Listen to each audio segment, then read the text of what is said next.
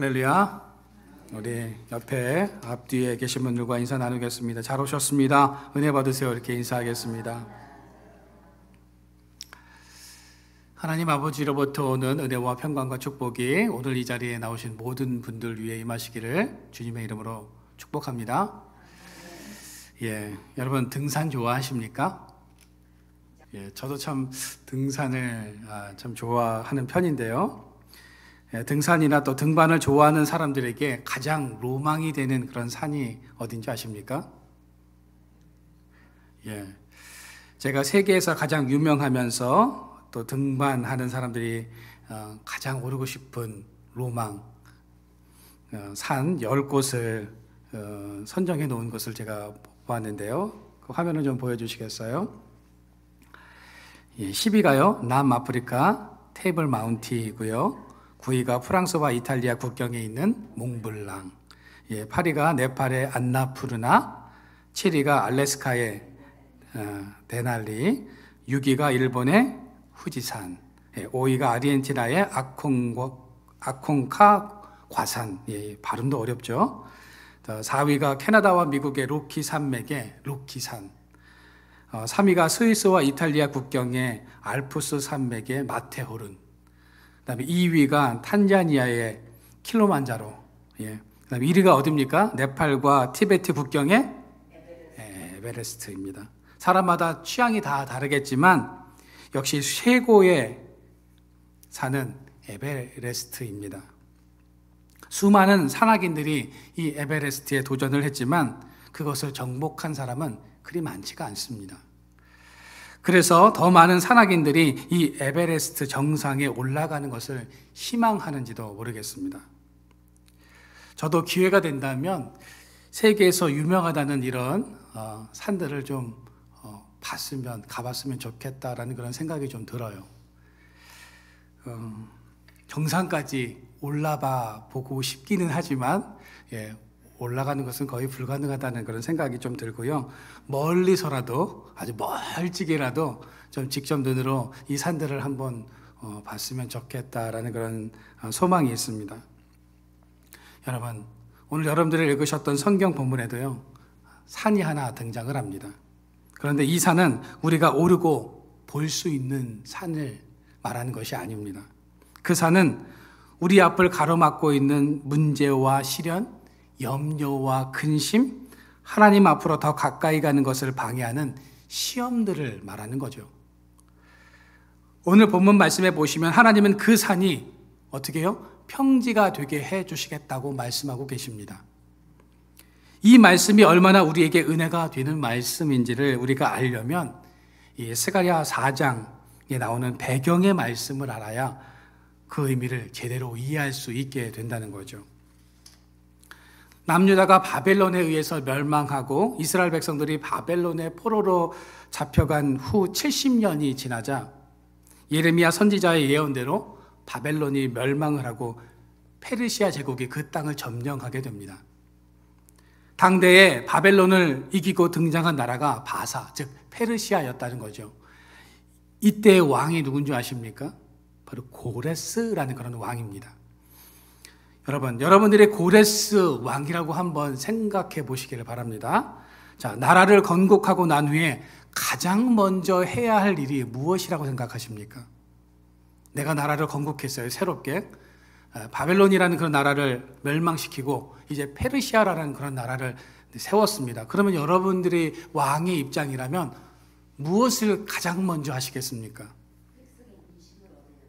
백성의 민심을 얻는 것도 아주 중요할 겁니다. 그런데 더 중요한 것이 있어요. 그게 뭘까요? 왕권을 강화하는 겁니다. 어느 누구도 왕의 자리를 차지하지 못하도록 아주 강력하고 위험 있는 모습을 보여야 한다는 거죠. 그러려면 더 많은 노예가 필요했고 위계 질서를 잡아야 했습니다. 그런데 고레스는요, 상식적으로 이해할 수 없는 행동을 하고 있습니다. 70년 전에 포로로 잡혀온, 그래서 역사 속에서 사라져버린 한 나라인 이스라엘 백성들을 고향 고국 땅으로 돌려보내겠다라고 공포를 합니다. 그 이스라엘 백성들을 그냥 돌려보내는 것이 아니라 성전을 재건하고 그들이 그 땅에서 정착할 수 있도록 은금까지 준비해서 돌려보내주겠다고 말을 합니다. 여러분, 이해가 되십니까? 노예를 풀어주는 것도 상식적으로 이해가 되지 않는데 그들이 성전을 지을 수 있도록 도와주고 노잣돈까지도 아주 두둑히 손에 다 이렇게 쥐어주고 고향으로 돌려보내겠다는 이 고레스의 말이 여러분들 상식적으로 이해가 되시느냐 하는 겁니다. 고레스는 지금 노예를 이용해서 자신의 나라를 더 굳건하게 하고 건물도 짓고 노예를 더 고달프게 해야 하는데 그 반대의 지금 행동을 하고 있다는 겁니다. 어떻게 해서 이런 일이 일어날 수 있는 것일까요? 그 칙령이 내려진 데에는 하나님의 역사를 위해서 고레스 시대까지 고위 관직에 있었던 다니엘의 역할이 컸을 것으로 보여집니다. 하나님은 다니엘 한 사람을 통해서 역사의 그 꺼져가는 불씨를 다시 살려내셨다는 거죠. 이렇게 고레스는 이스라엘 백성들에게 자유를 선포하고 고국으로 돌아가고 싶은 사람들은 돌아갈 것을 선포하게 됩니다. 이때 1차 귀환자가 5만 명가량 되었고 그 지도자가 수룹바벨이라는 사람이었습니다. 고향으로 돌아가 무너진 성전을 재건하는 중대한 사명을 진 이 수룹바벨은 대제사장 여호수아와 함께 정확히 49,897명을 이끌고 직선거리로는 900km, 실제 거리로는 약 1,500km를 걸어서 고국으로 돌아가야 했습니다. 여러분, 서울 광화문에서 부산역까지의 거리를 대략 400km 정도라고 합니다. 그러면 이 400km나 되는 이 거리를 걸어서 간다면 얼마나 걸릴까요? 고속도로로 단 1분도 쉬지 않고 4km 속력으로 걸으면 5일이 소요된다고 합니다. 그러나 8시간씩 걷는다면 13일이 걸린다고 하죠. 이 거리는 일직선으로 뻗은 고속도로를 걸을 때 걸리는 시간으로 그냥 일반 길을 걸어가면 아마 더 많은 시간이 소요된다는 겁니다. 이스라엘 백성들은 페르시아에서 이제 1,500km나 되는 길을 걸을 때 어떻습니까? 지금처럼 고속도로가 쫙쫙 이렇게 뚫려 있었을까요? 산을 넘어야 하고 강을 헤엄치면서 아마 고국으로 돌아와야 했을 겁니다. 유대인들 가운데는 고국으로 돌아가는 길이 너무 험하다는 것을 경험해 본 그런 사람들이 있었을 겁니다. 그래서 고국으로 돌아가는 것을 포기하는 그런 사람들도 있었을 거고요. 바벨론에 있을 때부터 그곳에 살면서 그 지역이 익숙해진 그런 사람들은요, 그 땅이 고향 땅으로 여겨졌기 때문에 이스라엘로 가려고 하지 않는 그런 사람들도 분명히 있었을 겁니다. 또 그곳에 가게 되면 무엇을 먹고 살아야 할지를 아마 걱정하지 않을 수 없었다는 거죠. 현실적인 문제로 이 페르시아에 남으려고 했던 그런 사람들도 있었다는 겁니다. 그러나 그 길이 아무리 멀고 험해도 어떤 대가를 치른다 해도 반드시 고국으로 돌아가서 하나님의 성전을 세워야 한다라는 이런 생각을 가지고 있었던 사람들도 있습니다. 여러분, 그 숫자가 약 5만 명 정도 되었다는 거죠. 여러분, 그러면 어떤 사람들이 고국으로 돌아가야 한다고 생각을 했을까요?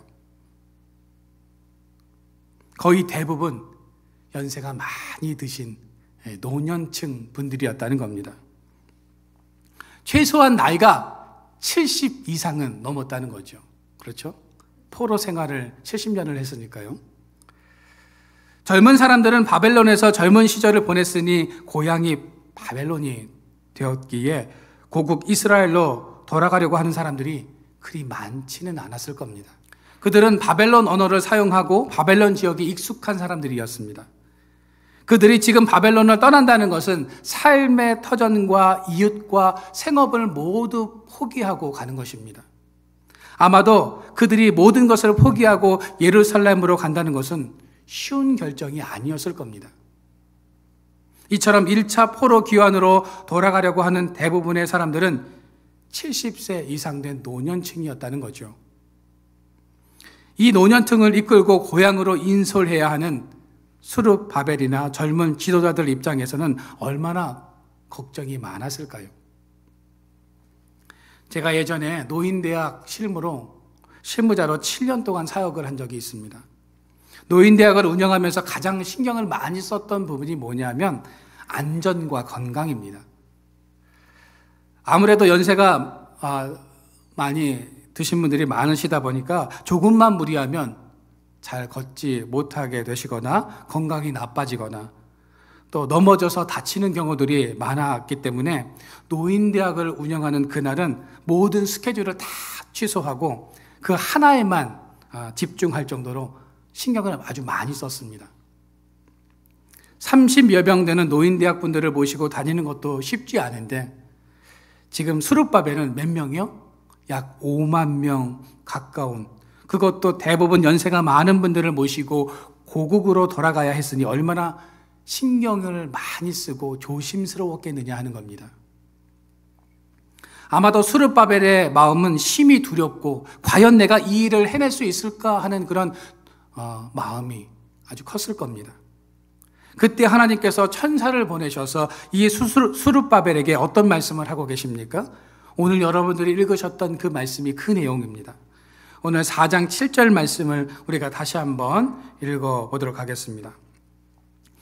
스가랴 4장 7절 말씀을 우리 같이 한번 읽겠습니다. 시작. 큰 산아 내가 무엇이냐? 내가 수룹바벨 앞에서 평지가 되리라.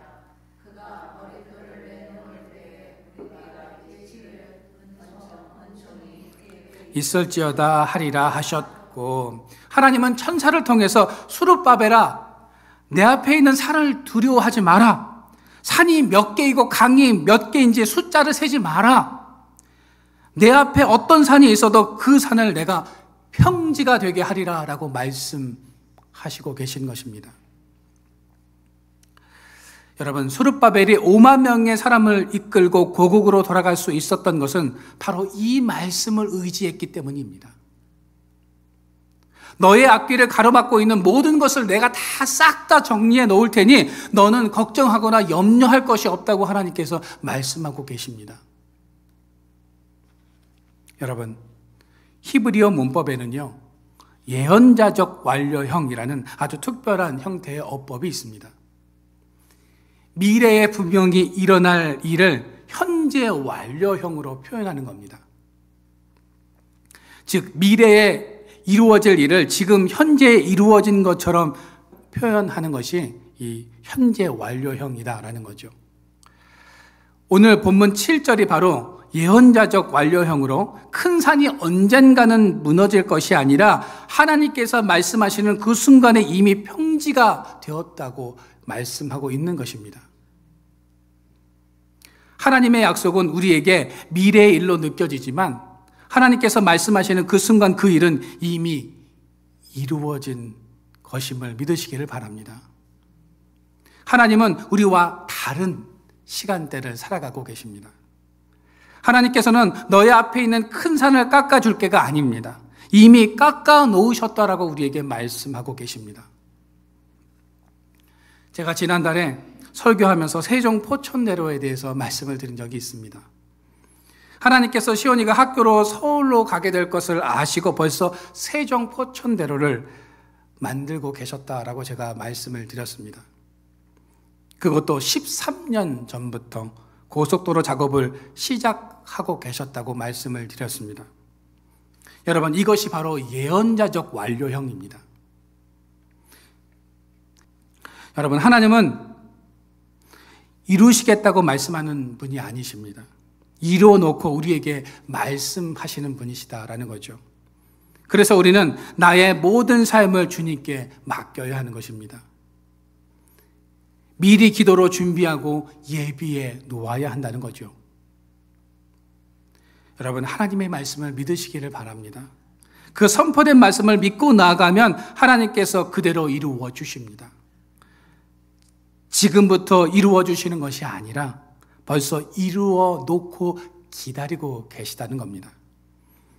여러분, 스룹바벨은 지금 노년층을 이끌고 고국으로 가야 하는 상황입니다. 그때 그들의 앞을 가로막고 있는 산을 어떻게 넘어야 할지, 강을 어떻게 건너야 할지를 고민하고 있었습니다. 그런데 고국으로 돌아가게 해주시겠다고 말씀하신 하나님은 바벨론 포로 70년간 그들이 돌아오게 될 때 만나게 될 산을 이미 제거하고 계셨던 것입니다. 오늘 6절 말씀을 우리가 같이 한번 읽어보도록 하겠습니다. 말씀을 같이 읽겠습니다. 시작. 그가 내게 대답하여 이르되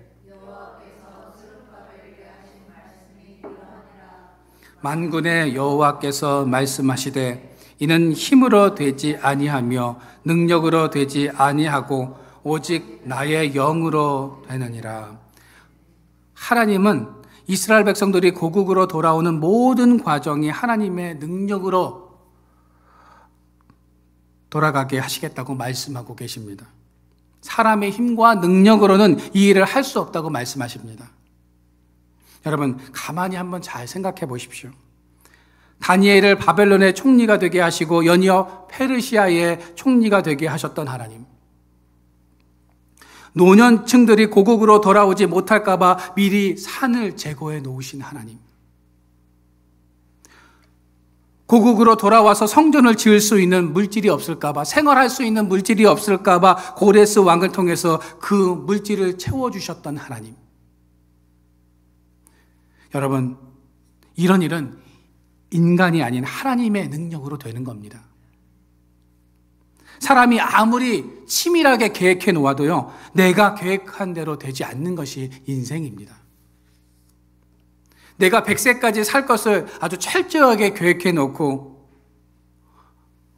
만반의 준비를 다 해 놓아도요, 하나님이 오늘 야 와라 라고 우리를 부르시면 그 모든 계획은요 다 무산되고 마는 것입니다. 그래서 우리 인생은 하나님께 있음을 고백하고 하나님께 나의 삶의 주인 되심을 고백하는 삶을 살아야 하는 것입니다. 하나님은 스룹바벨에게 지금 이렇게 말씀하고 계십니다. 화면을 좀 띄워주시겠어요? 너의 힘과 능력만으로는 고국으로 돌아갈 수 없다. 너가 걱정하고 염려하는 것을 내가 다 알고 미리 다 준비해 놓았다. 너는 가만히 나의 능력만 지켜보면 된다. 산은 내가 다 깎아서 평지가 되게 할 것이니 너는 믿음으로 순종하며 나아가기만 하면 된다. 그러니 가라. 여러분, 스룹바벨이 이 말씀을 믿고 나아가지 않습니까? 스룹바벨이 이 말씀을 믿고 나아갈 수 있었던 이유는 무엇이었을까요? 하나님이 내 길을 예비하시고 나보다 앞서 일하고 계신다는 사실을 믿었기 때문입니다. 시편 16편 8절 말씀입니다. 우리가 이 말씀을 같이 한번 읽어보도록 하겠습니다. 시작. 내가 여호와를 항상 내 앞에 모시며 그가 나의 오른쪽에 계심으로 내가 흔들리지 아니하리로다. 시편 26편은 다윗의 시입니다. 다윗은 이 시에서 여호와를 항상 내 앞에 모시고 살아간다라고 고백하고 있습니다. 하나님께서 오른쪽에 계심으로 내가 흔들리거나 요동하거나 두려워하지 않는다라고 이렇게 고백을 하고 있습니다. 다윗은 하나님께서 우리 앞에서 일하고 계시다는 사실을 너무나 잘 알고 있었습니다. 골리앗과 싸울 때, 수많은 전쟁을 할 때, 죽음의 위기 속에서도 그가 두려움을 이겨내고 승리할 수 있었던 것은 하나님께서 길잡이가 되어주시고 나보다 앞서 행하고 계심을 믿었기 때문입니다. 여러분, 스룹바벨이 잔재해 있는 수많은 문제 앞에서도 담대히 고국으로 돌아가겠다는 결심을 한 이유도 바로 여호와가 항상 내 앞에 있다는 사실을 믿었기 때문입니다. 스룹바벨은 다윗처럼 하나님이 자신의 앞길을 인도하신다고 믿었습니다. 사실 스룹바벨은 그 이름처럼 바벨론에서 태어난 사람입니다. 그는 고국 이스라엘보다는 바벨론이 고향이라고 해도 과언이 아닌 인물입니다. 바벨론 언어를 사용했던 사람이었고 바벨론 땅을 고국 땅보다 더 잘 알고 있었고 이곳에 친구도 있었고 아는 지인도 많았습니다. 그런 삶의 배경을 가지고 있는 스룹바벨이 고국으로 돌아가겠다고 결심한 데에는 여호와를 항상 내 앞에 모시는 삶을 살았기 때문이라는 겁니다. 룻기에 보면 나오미 가정의 이야기가 나오죠. 고향 땅에 살 때는 아주 풍족하게 살았는데 타향살이를 하다가 고향으로 다시 돌아올 때는 모든 것을 잃고 말았습니다. 남편도 죽고 두 아들도 죽고 빈손이 되어서 돌아왔다는 거죠. 그때 나오미가 룻에게 이런 말을 합니다. 너도 너의 집으로 이제 가라. 그러자 룻이 아주 유명한 고백을 합니다. 우리가 그 고백을 한번 같이 읽어보겠습니다. 룻기 1장 16절부터 17절 말씀입니다.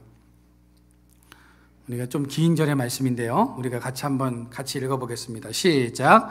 룻이 이르되 내게 어머니를 떠나며 어머니를 따르지 말라고 강권하지 마옵소서. 어머니께서 가시는 곳에 나도 가고 어머니께서 머무시는 곳에 나도 머물겠나이다. 어머니의 백성이 나의 백성이 되고 어머니의 하나님이 나의 하나님이 되시리니 어머니께서 죽으시는 곳에서 나도 죽어 거기 묻힐 것이라. 만일 내가 죽는 일 외에 어머니를 떠나면 여호와께서 내게 벌을 내리시고 더 내리시기를 원하나이다 하는지라. 여러분, 이 고백은 참으로 위대한 고백입니다. 어머니가 가시는 곳에 나도 가고 어머니가 머무는 곳에 나도 머물며 어머니 곁을 떠나지 않겠다는 이 룻의 고백을 우리는 이렇게 해석할 수가 있습니다. 하나님께서 가시는 곳에 나도 가고 하나님께서 머무시는 곳에 나도 머물겠습니다. 내가 죽는 일 외에 하나님을 떠나면 나의 하나님께서 벌을 내리시고 더 내리시기를 원합니다. 여러분, 이 고백이 여러분들의 고백이 되어지기를 소망합니다. 제가 지난주 설교에서 주님께서 도성 밖으로 나가셨고 그 도성 밖에서 십자가에 못 박혀 돌아가셨다고 말씀을 드렸습니다. 도성 안이 거룩하고 성스러운 곳이 아니라 주님께서 계신 그곳이 거룩하고 성스러운 곳이기에 우리는 주님께로 나아가야 한다고 말씀을 드렸습니다. 여러분, 룻, 사도 바울, 스룹바벨이 한결같이 이야기하고 있는 것이 무엇입니까? 하나님께서 앞서가고 계시니 그 하나님만 따라가면 길이 평탄하게 될 것을 믿으라는 것입니다. 하나님께서 우리의 길을 책임져 주실 것이라는 이 사실을 믿고 나의 생각과 고집을 내려놓고 하나님께서 내시는 길을 따라가면 앞서 행하시는 하나님의 능력을 경험하게 될 것이라고 우리에게 말씀하고 있는 것입니다. 민수기 10장에 보면 하나님께서 이스라엘 백성들을 가나안으로 인도하실 때 앞서서 어떤 일을 행하셨는지를 이렇게 기록해 놓고 있습니다. 민수기 10장 33절부터 35절 말씀입니다. 우리가 말씀을 같이 한번 읽어보도록 하겠습니다. 시작. 그들이 여호와의 산에서 떠나 3일 길을 갈 때에 여호와의 언약궤가 그 3일 길에 앞서가며 그들의 쉴 곳을 찾았고 그들이 진영을 떠날 때에 낮에는 여호와의 구름이 그 위에 덮였었더라. 궤가 떠날 때에는 모세가 말하되 여호와여 일어나사 주의 대적들을 흩으시고 주를 미워하는 자가 주 앞에서 도망하게 하소서 하였고. 여러분, 하나님은 이스라엘 백성들보다 앞서가시면서 그들이 거할 것을 찾으셨습니다. 구름 기둥과 불 기둥으로 인도하셨으며 대적들을 흩으시고 원수들을 도망가게 해 주셨다는 거죠. 성경은 하나님이 어떤 분이신가를 우리에게 분명히 말씀하고 계십니다. 우리는 그 하나님을 믿고 따라만 가면 된다는 겁니다. 여러분, 그러면 우리는 여기서 한 가지 의문이 드는 것이 있습니다. 하나님은 어떤 사람의 인생길을 평탄하게 하시고 또 그 삶의 문제를 해결해 주시느냐 하는 것입니다. 하나님께서도요, 아무에게나 이런 은혜를 베푸시는 것이 아닙니다. 그럼 하나님은 어떤 조건과 자격을 가진 사람을 위해서 일을 하는 것일까요? 그 해답을 우리가 알려면 스가랴 4장 1절부터 6절의 감람나무 환상에 대한 내용을 이해하셔야 그 내용을 알 수 있다는 거죠. 스가랴 4장 1절부터 6절 말씀의 내용의 그림을 좀 한번 화면에 띄워주시겠어요? 맨 밑에 순금 등잔대가 받치고 있고요. 그 위에 기름 그릇이 있고 그 기름 그릇 위에 7 등잔이 있습니다. 7 등잔은 밑에 있는 기름 그릇에 있는 관으로 연결되어 있어서 기름이 공급됩니다. 그 기름 그릇에 좌우로 기름을 제공하는 2 감람나무, 올리브 나무가 서 있습니다. 다시 말해서 감람나무에서 기름이 계속 공급되어서 등잔불은 꺼질래야 꺼질 수 없게 된다는 겁니다. 이 2 감람나무는 성전 재건을 위해서 이스라엘 백성들을 이끌고 가야 하는 2 리더, 대제사장 여호수아와 지도자 스룹바벨을 말하는 것입니다. 즉 스룹바벨은 기름으로 충만한 감람나무를 의미하고 있는 거죠. 여러분, 하나님께서는 감람나무에서 기름이 나와서 촛대 불이 꺼지지 않는 것처럼 스룹바벨에게 성령 충만한 삶을 요구하고 계신다라는 겁니다. 너가 성령 충만할 때 하나님께서 앞서서 행하시겠다고 말씀하고 계십니다. 여러분, 하나님은 어떤 조건과 자격을 가진 사람들을 위해서 일하시는 것입니까? 성령 충만한 사람이라는 겁니다. 여러분들은 지금 성령 충만한 삶을 살아가고 계십니까? 우리가 성령 충만해야 하는 이유는 그래야 하나님께서 우리의 앞길을 책임져 주시고 앞서서 삶의 문제를 해결해 주시기 때문이며 그 길을 평탄하게 해 주시기 때문입니다. 여러분, 하나님은 성령 충만한 사람을 통해서 일하십니다. 아무리 좋은 차도요, 기름이 없으면 어때요? 움직이지 못합니다. 하나님의 일에도 이 성령 충만함이 있어야 한다는 거죠. 성령의 기름 부으심이 있어야 한다는 겁니다. 사도행전 10장 38절 말씀에 보시면 우리가 같이 이 말씀을 한번 읽어보도록 하겠습니다. 시작. 하나님이 나사렛 예수에게 성령과 능력을 기름 붓듯 하셨음에 그가 두루 다니시며 선한 일을 행하시고 마귀에게 눌린 모든 사람을 고치셨으니 이는 하나님이 함께 하셨습니다. 예수님도 성령의 기름 부으심을 받으신 때부터 선한 일을 행하고 마귀에게 눌린 자를 해방시키고 귀신들을 쫓아내고 하나님의 나라 복음을 전하셨습니다. 예수님도 기름 부음을 받고 사역을 하셨다면 스룹바벨뿐만 아니라 우리들도 성령의 충만함을 받아야 한다는 겁니다. 여러분, 지금 인생의 큰 산 앞에 멈춰서 계십니까? 건강과 물질이라는 산이 우리를 가로막고 있습니까? 나의 힘으로는 그것을 이겨낼 수도 해결할 수도 없어서 좌절하고 계십니까? 그 산을 평지로 만들기 위해 우리가 가장 먼저 해야 할 일은 성령의 기름 부으심을 받는 것입니다. 여러분, 이제 우리는 내 앞에 있는 에베레스트와 같은 산을 보는 것이 아니라 하나님을 바라보시기를 바랍니다. 그분을 바라볼 때 험한 길도 평탄하게 되고 바다도 마른 땅처럼 걷게 되는 것입니다. 우리가 성령으로 충만하지 않으면 작은 언덕도요, 에베레스트처럼 보이지만 성령으로 충만하면 에베레스트도 동네 언덕처럼 낮게 여겨지는 것입니다.